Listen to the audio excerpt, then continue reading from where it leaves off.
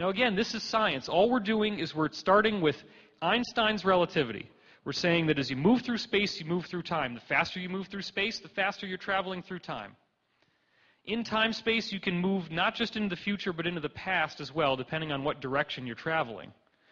The Russians have identified the time field, which means that if you speed up the time field in a small area, time will run faster or slower in that area compared to everything else around it.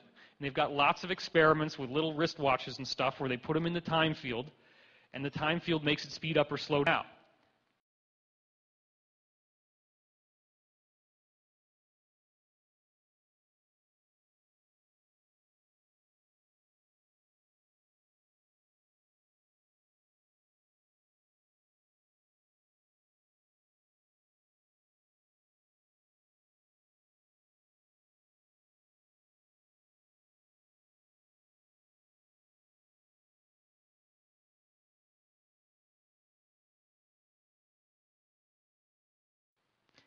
Pyramids are one of those things that will make those watches change speed.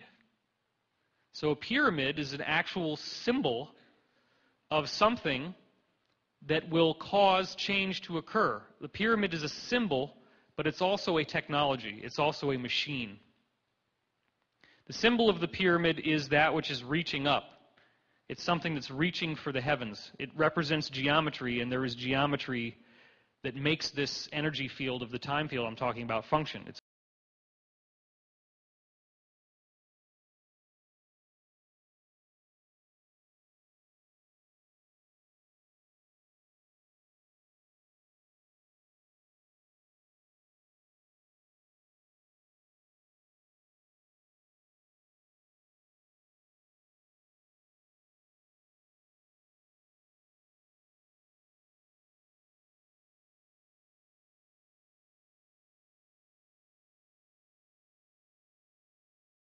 the symbol of the pyramid is that which is reaching up. It's something that's reaching for the heavens.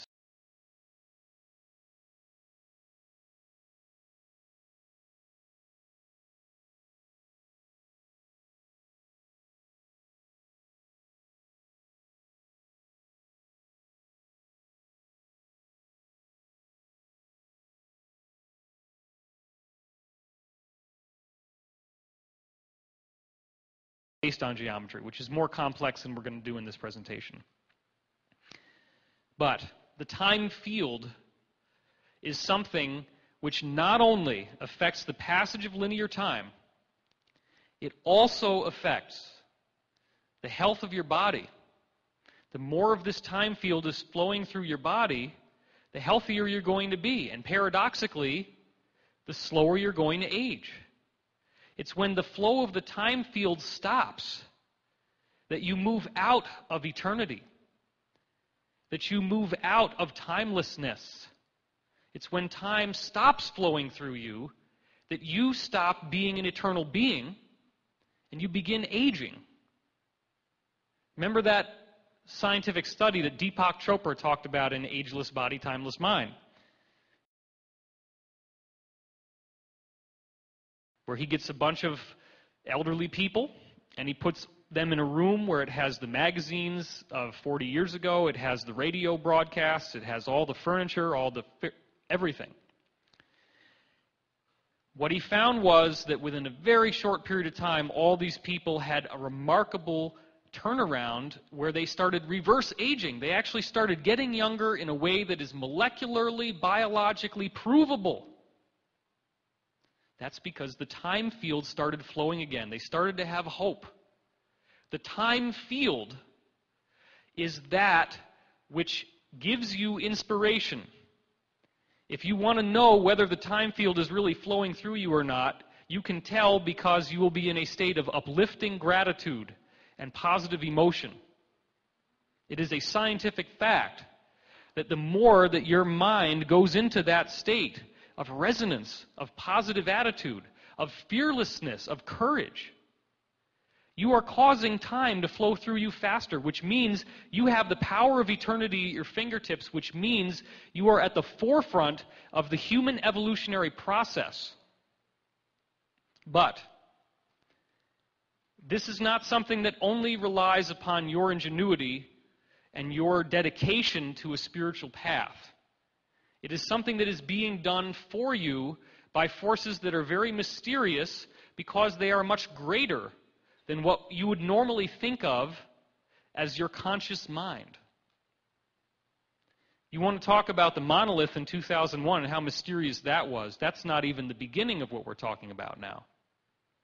This big stone slab shows up, and all of a sudden all those cavemen learn how to use tools, and they can kill each other now, and they become the dominant species. And then at the point where the movie goes into the present, the monolith shows up on the moon, and Commander David Bowman at the end of the movie ends up becoming the new Adam, the new species of humanity after he goes through a Stargate.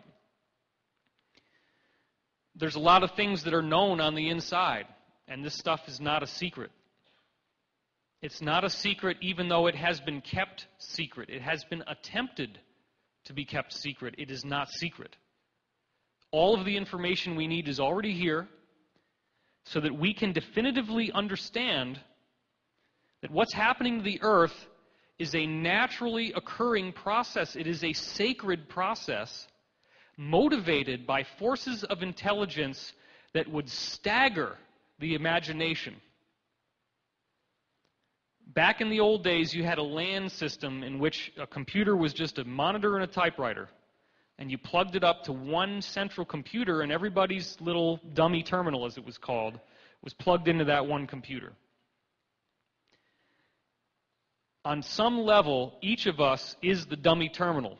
We appear to be separate. We appear to be an identity that has an ego, that has a body, and we identify with the body. On some grander level, the body is merely a projection. It's like if you have a prism, and light is going through the prism, and as it rotates, you see these rainbows around the room. And each one of you is one of those rainbows. But would you say that those rainbows are each an individual generator of light? No. The light is generated by whatever is striking the prism. Those individual pieces of rainbow light are just the reflections of the one light that strikes the prism. If you want to really get into the esoteric science and understand what the ancient prophecies are telling us and why it's so relevant to what you're going to hear in this talk, try to vibe into the fact that the entire manifest universe, that matter and energy itself, is but reflections of this one singular light. That all visibility in the universe, everything we can measure, is a reflection into what we think is space and what we think is time. But when you start really understanding what time is, you realize you can go whatever direction you want, forwards, backwards, and sideways. And when you understand space, you realize that space doesn't pose any obstacle if you can pop through to time-space, back and forth from space-time to time-space. You can wormhole yourself or portal yourself, or whatever they want to call it, from any point in the universe to any other instantaneously. That's how it's done, because there is no actual location. Location is an illusion which is based on the rules of the road so that we have one intelligent super being that has wanted to experience multiplicity, that has wanted to experience separation so that it can reunify.